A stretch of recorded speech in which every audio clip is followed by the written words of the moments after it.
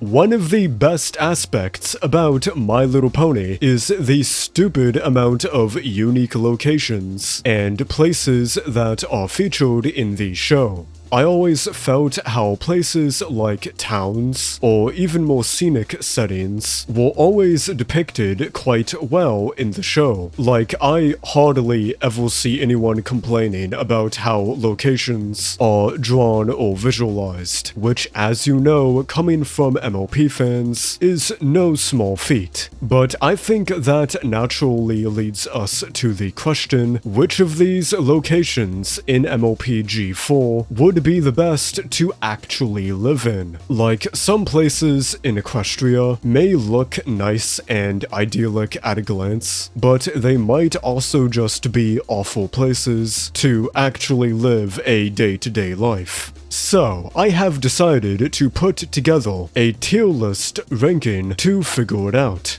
Obviously, with a question like this, the answers are going to be subjective, so I'm adding a few prerequisites, just so we are all on the same page. Firstly, I'm judging locations based on only what we officially see in the show itself, so fan headcanons of what places are like are irrelevant. Secondly, when I rank a location, I'm doing it under the pretense of imagining myself as a pony living in Equestria, and not a human, so keep that in mind. And thirdly, this tier list is my opinion only. I imagine basically none of you are going to 100% agree with all of my placements, so I encourage you all to talk and debate it out in the comments below.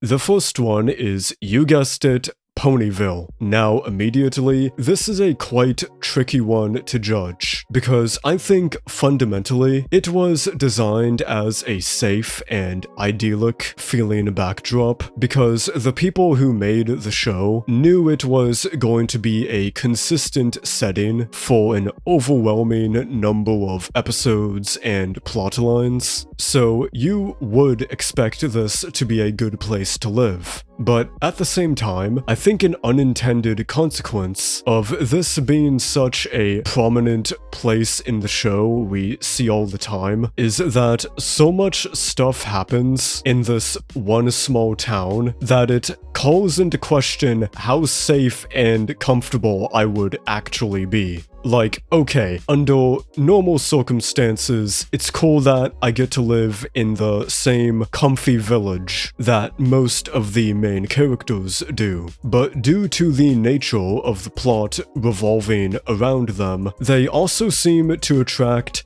just unspeakable amounts of danger and other nonsense to the town. Tons of villains attack Ponyville on what seems to be a semi-regular basis. Imagine yourself as a pony living here, and one day a godlike chaotic villain beyond your comprehension just shows up and ruins your day. Like, okay, things eventually go back to normal, but I'm traumatized now. I'm not sure if I could continue living in this place without constantly being on edge. And that's just one example. I'm not even going to delve into other stuff, like T-Rex attacking the town. I feel like living in this place would be mentally exhausting after a while, so with that in mind, I'm going to put Ponyville in the reluctant category, because I don't think I would have the same plot armor the main characters do.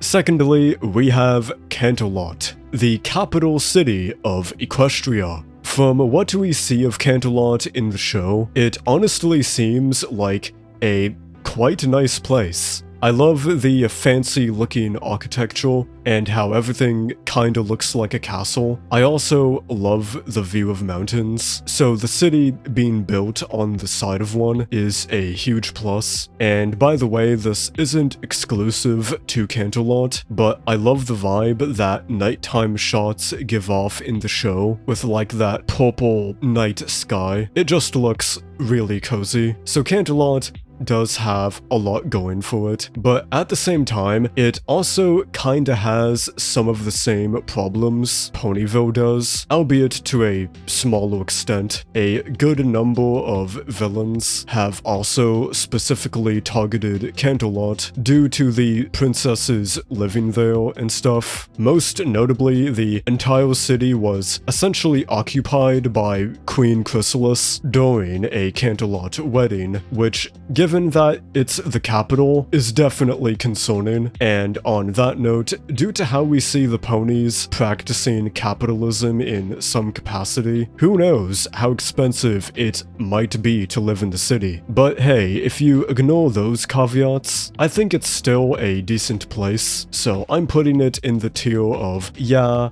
I probably would like to live here, but there could be better options out there.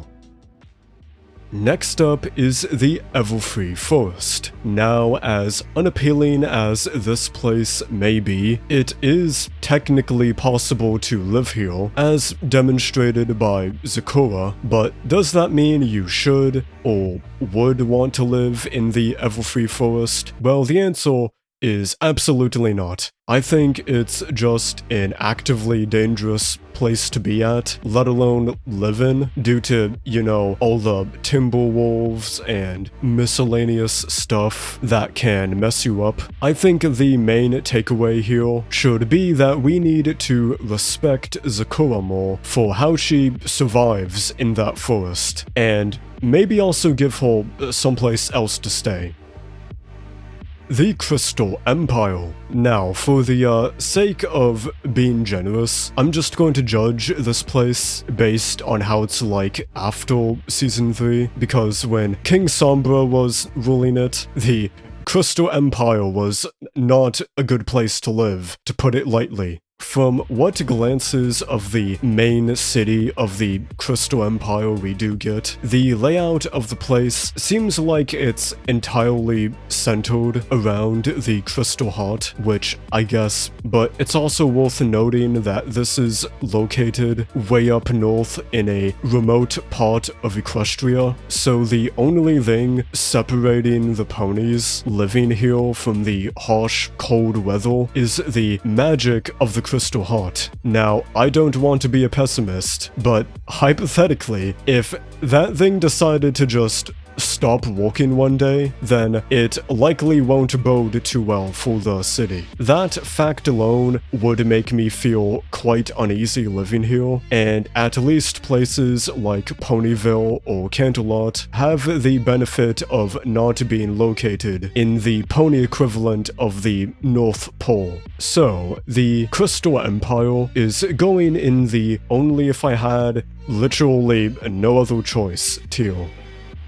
Next up is Cloudsdale. Now, right off the bat, I think just conceptually, the idea of having a city up in the sky made out of clouds is quite clever and unique, which makes the fact it's not really depicted much, in the show at least, kinda disappointing. But from what we do see of it, I gotta say, it looks amazing. Most things being made out of clouds could get boring after a while, and I'm not sure how exactly living on essentially a bunch of clouds combined into one big one works. Like, does the whole city slowly move like regular clouds do? Or does it just stay in place so you don't lose your way home? I'm not sure, but regardless, I still think it's a really cool idea that had potential which wasn't fully explored. So although my pony Sona isn't a Pegasus, if I was one, then I absolutely would love to live in Cloudsdale. Next, we have Manhattan, which, as seen in the show, is one of the most highly urbanized and metropolitan locations in Equestria. In terms of the actual scale of the city, it's easily like the single biggest setting in how much stuff there is, which is because it's obviously intended as the in-universe equivalent of Manhattan, so I think how much you like living in Manhattan might depend on how much you would enjoy the actual real-life New York City. From what we see of it in the show, I think living here would be perfectly fine. Like, it's just a regular city, and in addition, you get other cool things, like Rarity's Manhattan branch of Carousel Boutique. So I think that, yeah, it probably is a nice place to live. However, that's with the caveat that the cost to live there isn't as much as the real-life Manhattan. Griffinstone. Now, this is an interesting one because I think it's obvious the show and the comics skew the perception of Griffinstone, so you view it only as this depressing, borderline dilapidated town where everyone is sad and apathetic all the time, which at a superficial level at least may be the case to an extent, but I feel like there is implicitly more to Griffinstone than what the official source material shows. However, we never really got to see many meaningful details of what life in the place is like. So based purely off what the show wanted us to see and think about Griffinstone, I definitely would be reluctant to live there. I feel like constantly being around people who behave in the way most of the Griffins are depicted as acting would just be kinda exhausting.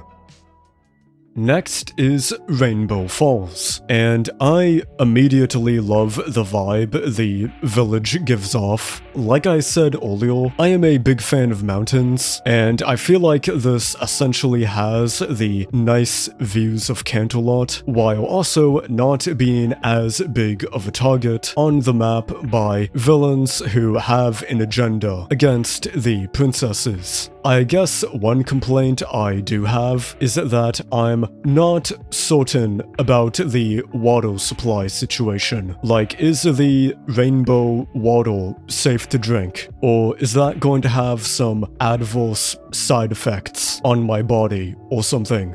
Other than that, this just looks like a peaceful and picturesque place. So, Rainbow Falls is an absolute yes from me. Las Pegasus. Similar to Cloudsdale, this is another city located up in the sky. However, I don't think it's nearly as charming as Cloudsdale is, mainly because, as is the real-life Las Vegas, this is essentially just a big tourist spot, so once the initial novelty of the place wears off, the only thing left to do here is gamble your life savings away, which I hope gambling isn't legal in Equestria, but hey, it might be in some capacity. So yeah, I would only live in Las Pegasus if I had absolutely no other choice. Next up is our town, also known as Starlight's Village. Now, I am a big fan of Starlight Glimmer, but even I have to admit that I genuinely do try to avoid being indoctrinated into cults where I move into a commune with all my fellow cult members. So, for the sake of being generous, I'm going to judge the town based on how it's like in Season 6 onwards. But even with that in mind, it still doesn't seem that impressive to me. Like, it's effectively just 12 houses and a town hall tightly crammed together, so it gives off the vibe of kinda being a bleak place to live, especially with how it's located in a more remote part of Equestria. The ponies still living in our town do seem to be happy, so good for them, but personally, I would be reluctant to live here myself. The Changeling Kingdom / Hive. Now, as a pony, I think before Season 6, I probably would not want to willingly live here because the agenda of Queen Chrysalis seemingly would have resulted in me no longer being among the living. But after Season 7 with Thorax, he definitely lightened up on certain policies in that regard. Now, I'm not sure if they would allow any ponies to permanently move in. I would understand if they didn't, but hey, if they did, I think I would be interested. The main hive also seems to be a hollowed out mountain of some kind, and you know me, I love mountains. And also, I just think changelings are chill in general, so that's why I absolutely would live in the changeling hive if they were also cool with it. The next one is Appaloosa and Dodge Junction. Absolutely not. Moving on, we have Siles Hollow, the old hometown of Starlight and Sunburst. From what we see of it in the show, it seems to be a totally normal and chill place. I think this is probably the most similar and best alternative to Ponyville. So if you want that same small village vibe without the baggage of the main six, attracting untold amounts of danger, then this is probably as good as it's going to get. If given the chance, I would definitely move into Siles Hollow.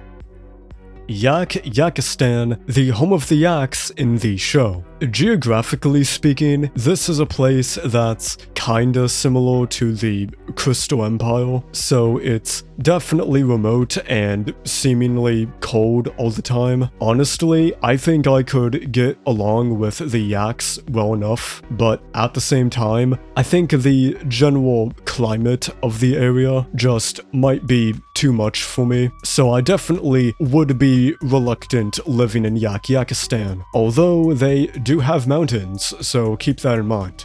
And finally, we have Seaward Shoals, a small village by the coast, which is also apparently the place where Princess Celestia and Luna decided to retire to at the end of MLP FIM. From what we see of it, Seaward Shoals seems to be essentially a retirement community in some capacity. Now, there's no denying that living in the same place as two alicorns would be cool to brag about, but simultaneously, for someone like my age, there just wouldn't be much to do after a while, so I think I'm just going to put it in the reluctant tier.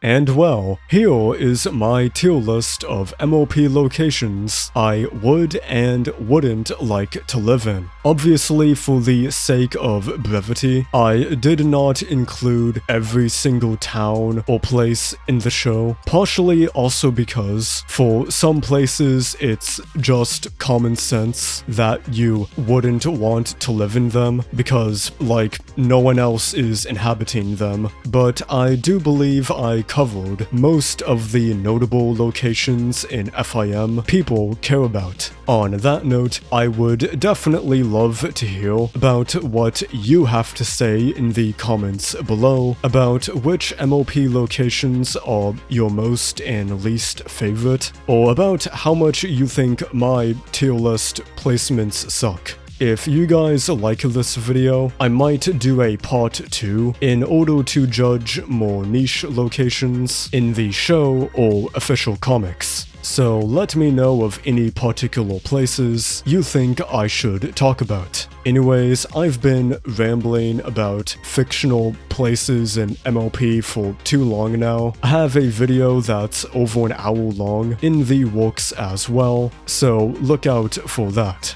But anyways, thanks for watching, and I will see you whenever I see you.